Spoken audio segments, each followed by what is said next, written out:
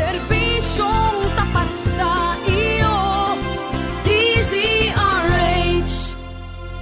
Miyembro ng KBP, kapisanan ng mga broadcaster ng Pilipinas. Ang susunod na dula ay may temang mapangahas at kontrobersyal. Ito ay maaaring nangyari na o nagaganap sa kasalukuyan. Anumang pagkakahawig sa mga pangalan o lugar na pinangyarihan ay hindi sinasadya at nagkataon lamang. Chess Gang! Mula sa kanuna sa Pilipinas, DZRH. Ito po si Ray Sibayan. Tuloy-tuloy sa pagbabalita, tuloy-tuloy sa serbisyo. Sama-sama tayo, Pilipino! Ano ang katotohanan? Ano ang nakakubli sa bawat pangyayaring nababalot ng kontrobersya at kaiwagaan? Ano ang katotohanan? Sa bawat hinimay-himay na balita, lalabas ang buong pangyayari at hindi na mapipigilan. Ano ang katotohanan? Ano ang katotohanan? Nagbabalik ang inyong lingkod, RH11 Ray Sibayan sa kasaysayan. Chess Gang! Dito lamang sa Ano ang katotohanan?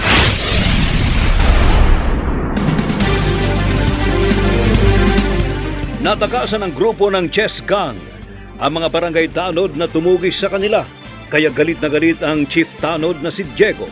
Si Kapitan Norman naman ay naging masugid sa pagtulong kay Lina. Kaya nagduda ang asawa ng barangay chairman na karelasyon ng lalaki ang tindera sa bangketa. Kasunod yun, tinangkang biktimahin ng grupo ng Chess Gang ang bunsong anak ni Lina. Ating ipagpatuloy ang pagsubaybay sa kasong ito. Mula sa kanuna sa Pilipinas, DZRH. Ito sa RH11 Ray Sibayan. Tuloy-tuloy sa pagbabalita, tuloy-tuloy sa serbisyo. Sama-sama tayo, Pilipino. Dito lamang sa Ano ang katotohanan? Oh, ano tol? Sige, pupusta ako.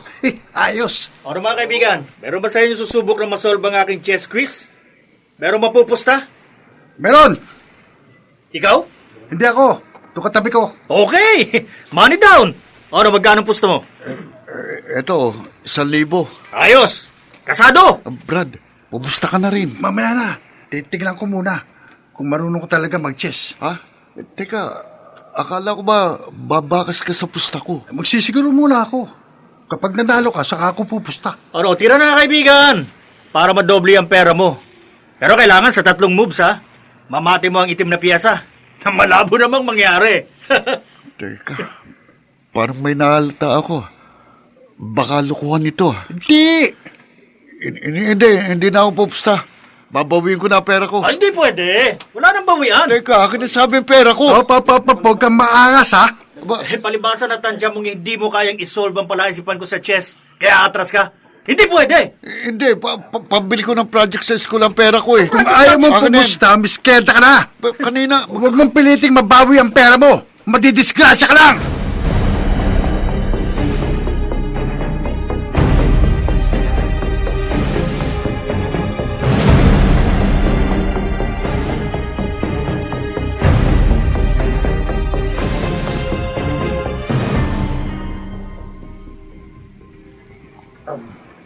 Pinagbantaan ka ng asawa ko, Lina?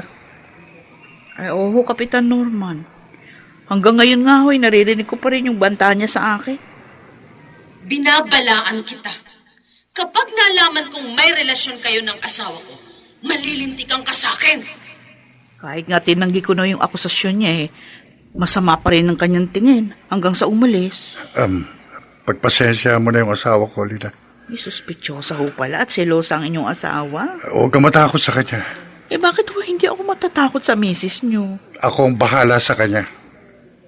Baka kahit hindi ho niya mapatunayan yung masamang duda niya sa atin tutuhanin niya yung banta. Baka awayin ho ako at saktan ng inyong asawa.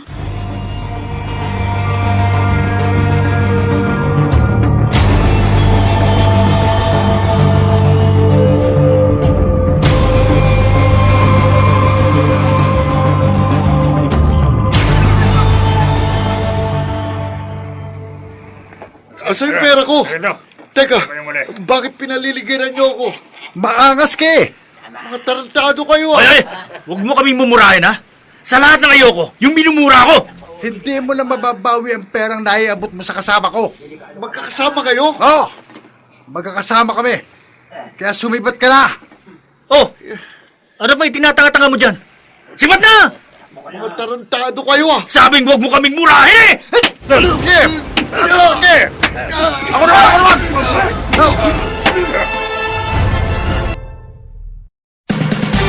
Nagbabalik ang inyong lingkod, RH11 Ray Sibayan sa kasaysayan. Chess Gang! Dito lamang sa Ano ang Katotohanan? Wala akong pakialam kung matakot sa akin ng linang yun. Hindi ako nagtuloy sa barangay hall. Umuwi muna ako matapos magsumbong sa akin si Lina. Dahil nakakaawa siya. Naaawa ka sa kanya dahil totoong babae mo ang tinderang yun sa bangketa. Naaawa ako sa kanya dahil biyuda na siya. Nagpapakahirap siyang kumita kahit papano para maitaguyod ang 2 anak niya. At wala siyang ginagawang masama. Pero pinagbibintangan mo siya ng hindi maganda. At pinagbantaan mo pa siya. Hindi ka masyadong maapektuhan, hindi ka maaawa sa babaeng yun. At hindi mo ako kukomprontahin dahil sa kanya kung wala kayong relasyon. Oh, sige! Magdabog ka! Huwag sa mesa! Dito! Dito sa katawan ko! Dito mo ipadapo ang iyong kamay para lalo mong patunayan sa akin na may kalaguyo ka! Na mas matimbang sa'yo ang babae mo kaysa sa akin na iyong asawa! Magtigil ka na! Huwag mo ako sigawan! May dakila ng pagtulong ko kay Lina. Ano pa ba magiging dahilan ng sobrang pagmamalasakit mo sa tinderang yon kung hindi may relasyon ka at may simpatya ka sa kanya? Wala akong simpatya kay Lina. Lukuhin mo sarili mo! No, napakahirap mong paliwanagan. Oy! Norman! Babalik ka ng babae mo! Babalik na ako sa barangay hall. At baka hindi ako makapagtimpe. Masaktan kita. Sasaktan mo ako! Sasaktan mo ako dahil sa ibang babae! Walang iya ka, Norman! Kapag napatunayan kong niloloko mo ako, baka mapatay kita, hayop ka!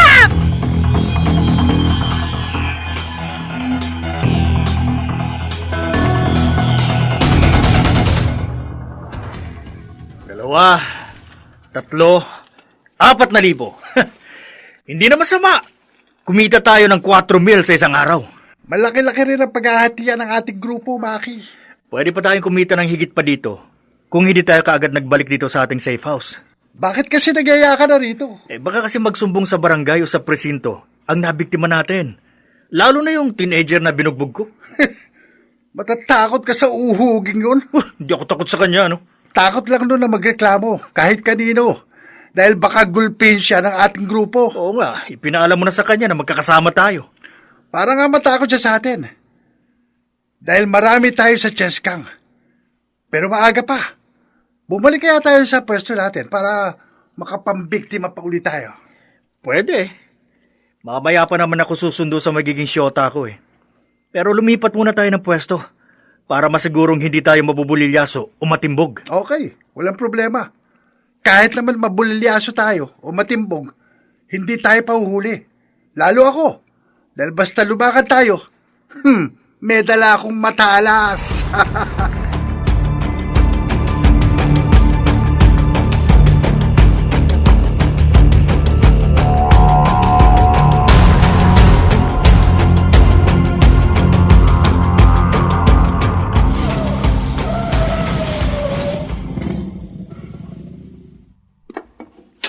Chairman, buti nakabalik ka na rito sa barangay.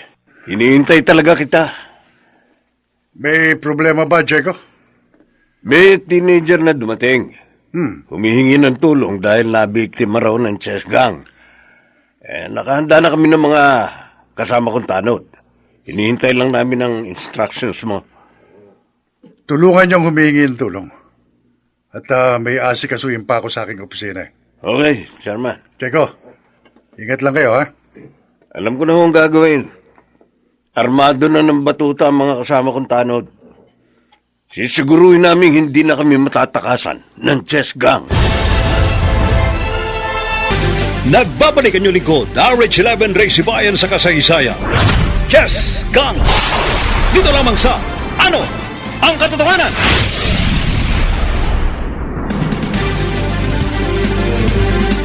Lula ng service jeep ng barangay Nagmadaling rumesponde ang mga barangay tanod kasama si Alvin.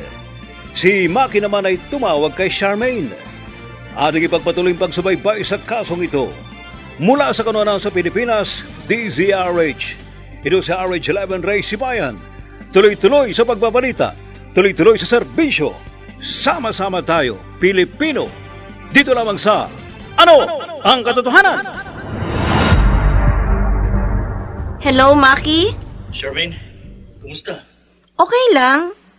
Busy ka ba? Medyo. May customer dito sa parlor na minamanicurean ko. Binababad ko lang sandali sa gamot ang kanyang mga kuko para madali kong linisin. Kaya nasagot ko yung tawag mo. Hindi na kita haabalahin. Tumawag lang ako para ipaalam sa'yo na bala kong sunduin ka mamaya ang labasan ninyo. Oh, bakit? Para kumain muna tayo sa labas bago ka umuwi. Magagastusan ka lang. Okay lang. Wala namang halaga sa akin ang gastos basta para sa'yo. Oh, sige, ikaw ang bahala. Hindi na ako magdadalawang isip na pumayag sa alok mo. Baka magbago pa isip mo sa pag-treat sa akin.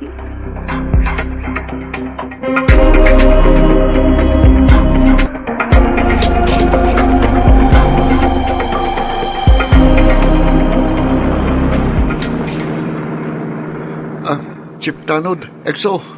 Bakit biglang nanlaki ang mga mata mo, Alvin? Malayo-layo pa tayo sa sinasabi mong pwesto ng chess gang na nambiktima sa'yo. Huwag na ho tayong tumuloy doon. Huh? Ayun ho ang mga nambiktima sa akin. Asan? Ayun ho, yun ang grupong nadaanan nating naglalakad sa kabilang kasada. Yung isa ho sa kanila may dalang chessboard. Ayos! Natsempohan din natin ang mga gagong yan. Oh, mga kasama, ihanda ang inyong mga batuta. Ibibuelta ko itong jeep para masakotin natin ang chess gang.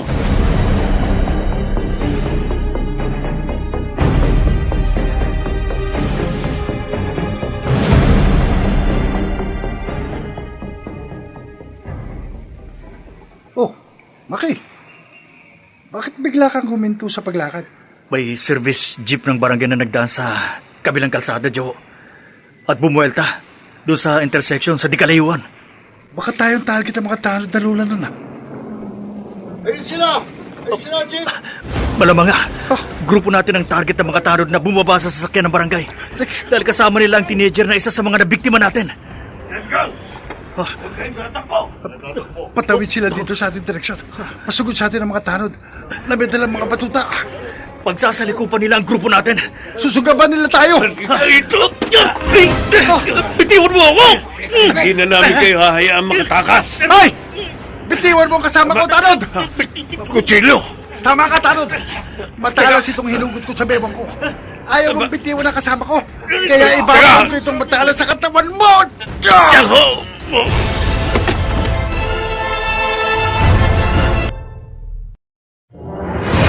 Mapatay kaya ng miyembro ng chess gang ang hepe ng mga barangay tanod?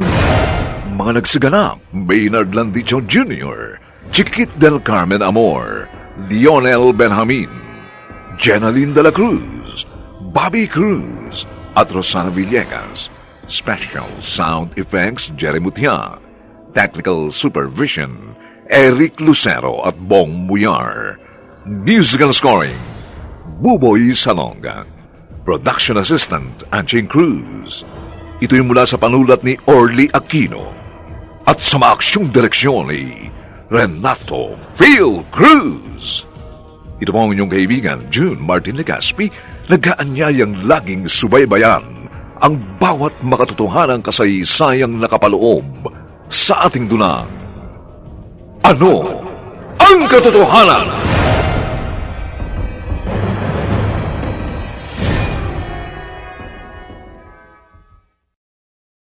Serbisyong tapat sa iyo, DZRH. Miyembro ng KBP, Kapisanan ng mga Broadcaster ng Pilipinas.